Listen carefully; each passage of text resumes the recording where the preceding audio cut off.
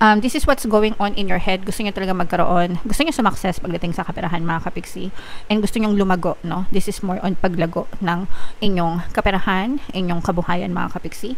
Gusto nyo magkaroon ng maraming savings, maraming ipon, gusto nyo magkaroon ng maraming pera. And okay lang yan. Sino ba naman ang hindi gusto na magkaroon ng ganito? Di ba? Huwag na tayo magpaka-ipokrito. Kaya nga tayo nagtatrabaho, mga kapiksi, nagnenegosyo, di ba?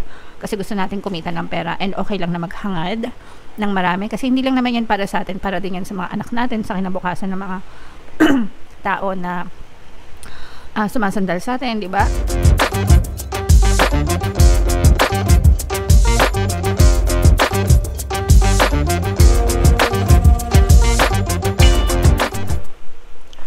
Hello guys, hello Sagittarius, welcome back to Pinay Pixie Tarot. Ang pamagat ng episode natin for tonight is anong ganap sa'yo. Ito isang timeless reading, mga kapiksi, para sa Sagittarius, Sun, Moon, Rising Sign, and Venus. Sa reading na to guys, gagamit tayo ng spread. Titingnan natin yung inyong present, past, and future energy, mga strength and weakness nyo, and yung mga influences sa inyong energies, mga kapiksi. So shuffle natin to guys. Unahin natin to. Tingnan natin yung mga mensahe sa inyo or mga paparating sa inyo. By the way, mga kapiksi, sa mga naghahanap ng mga pampaswerte na lucky charms, bracelet, crystals, may mga items tayo guys. Sa description box ng video, i-click nyo lang yon. Pwede nyo nang i-check out, mga kapiksi. Thank you. So, first message sa inyo guys is kapayapaan, peace of mind.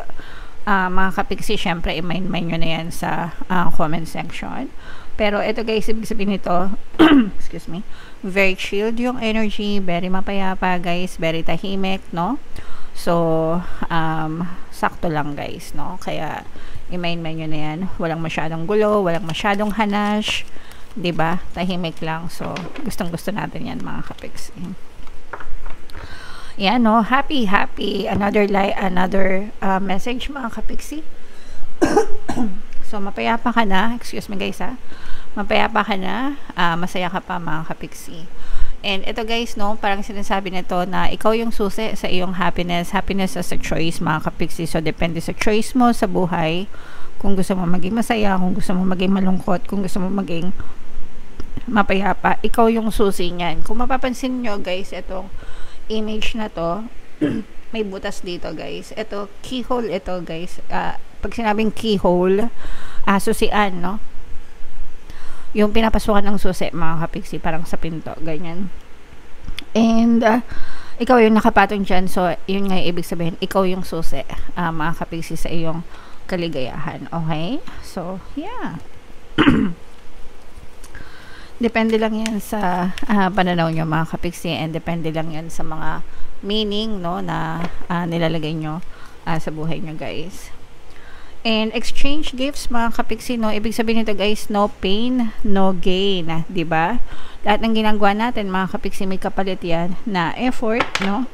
Ganun din sa mga minamanifest natin. Syempre, kung gusto nyo mag-manifest, kailangan yung effortan sa pagdadasal, sa pagkilos, and sa positibong mental diet. This is also the same as nasa Diyos ang awa, nasa tao ang gawa, no? Kung gusto mong ibigay sa'yo yung minamanifest mo, yung pinagdadasal mo, kailangan mo effortan ng pagdadasal, again, pagdadasal, effort, at saka ng positibong mental diet. So yun yung kailangan mong ibigay, no? In exchange dun sa mga bagay na gusto mong makuha or makamit sa buhay mo, mga kapiksi. Alright? Wala nang libre ngayon guys. Actually, libre lang naman yun. Libre lang magdasal, libre lang mag-effort, libre lang mag-isip ng positive, diba? E-effortan nyo lang talaga, mga kapiksi. Okay? So comment down below guys if feeling nyo naka-resonate kayo dyan. Hanapin natin yung energy ng Sagittarius. Habang sinashuffle natin to guys, panoorin nyo muna yung video natin regarding sa ating paano mag-manifest ng abundance video course. Kapiksi, sawa ka na ba sa mga struggles at hirap sa buhay mo? Masipag ka ba at masikap sa buhay ngunit hindi ka pa rin umaasenso? Ilang beses ka na bang nag-attempt mag-negosyo at mag-invest pero palagi ka pa rin nalulugi? Sa pagkakataon na ito ay maaaring may subconscious beliefs ka na nagiging balakid sa iyong pag-unlad at pagyaman. Introducing, paano mag-manifest ng abundance video course. Dito ay matututunan mong ma-overcome ang mga balakid mo para tuluyan ka ng umunlad, umasenso, sumagana, maging matagumpay, successful at maswerte sa iyong kabuhayan, pera, trabaho, negosyo, salapi at kaperahan ng bonggang-bongga. Dali, mag-send na ng email sa pinoypixitaro@gmail.com at simulan na ang iyong pagyaman ngayon. Alright, so sa lahat ng gusto mag-avail ng course guys, naka-flash sa screen nyo. Una, meron tayong paano mag-manifest ng abundance video course. Meron din tayong paano mawala ang third party at magkaroon ng harmonious na relationship.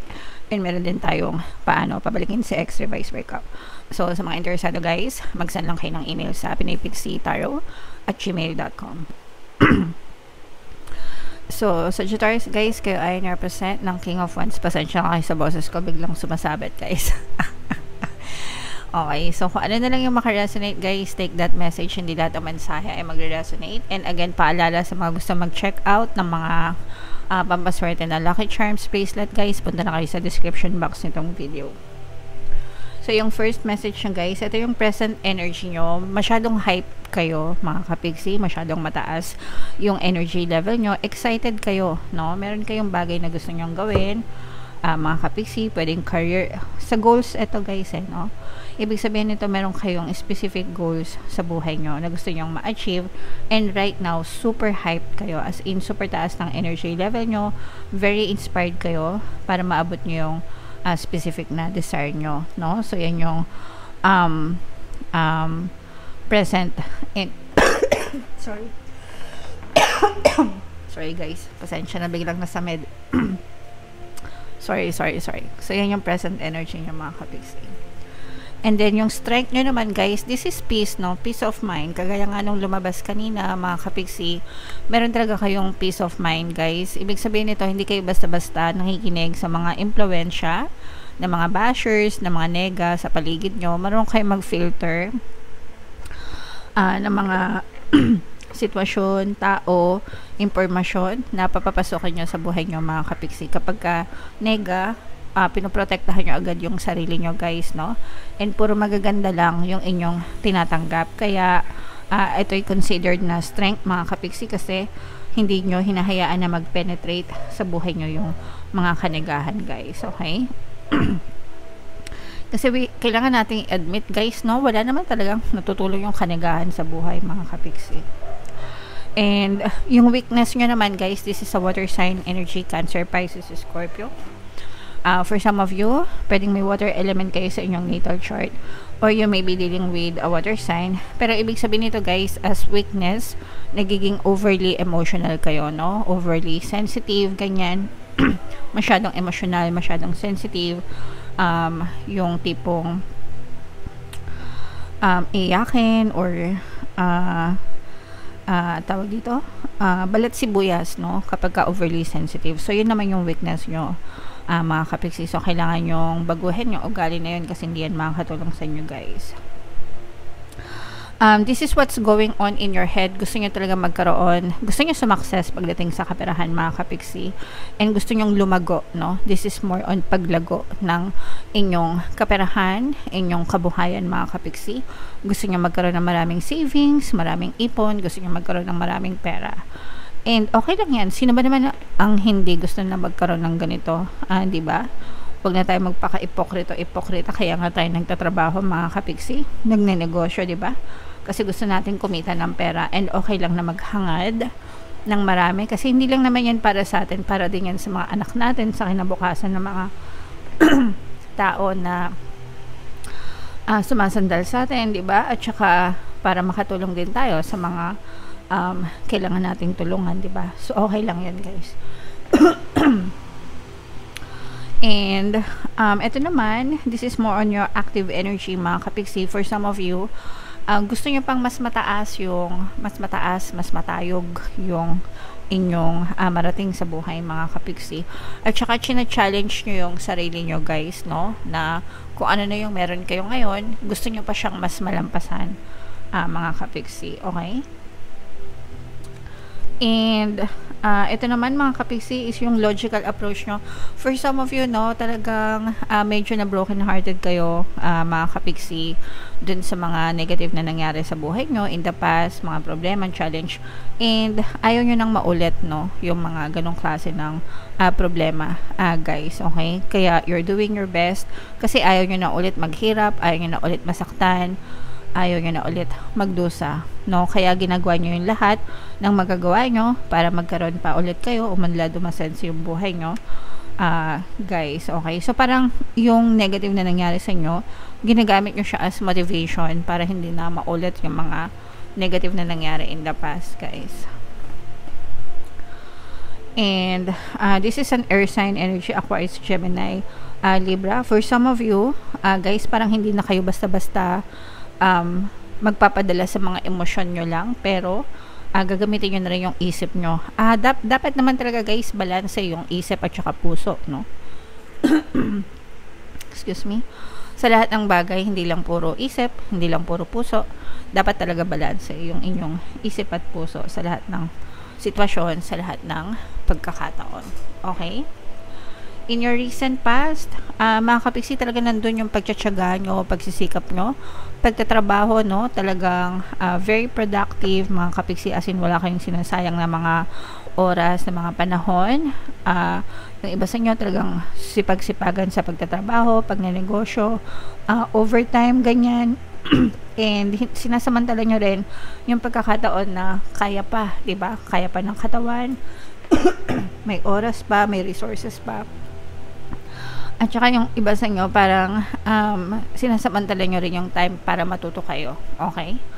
And makakatulong yan, guys, sa inyong pag-angat ng kabuhayan. Remember, guys, no, yung takbo ng isip nyo talaga is gusto nyo magkaroon pa ng maraming pera, makapag-provide pa, no, guminhawa yung buhay. And in the future, ayan, no, guys, so magiging masaya yung buong pamilya mo, hindi lang ikaw, mga kapiksi, kasi ibig sabihin nito talagang ma-achieve nyo itong mga plano nyo sa buhay, yung mga desires nyo, and as a result, mga kapiksi, hindi lang ikaw yung magiging masaya, kundi ikaw, pati ang buong pamilya, mga kapiksi.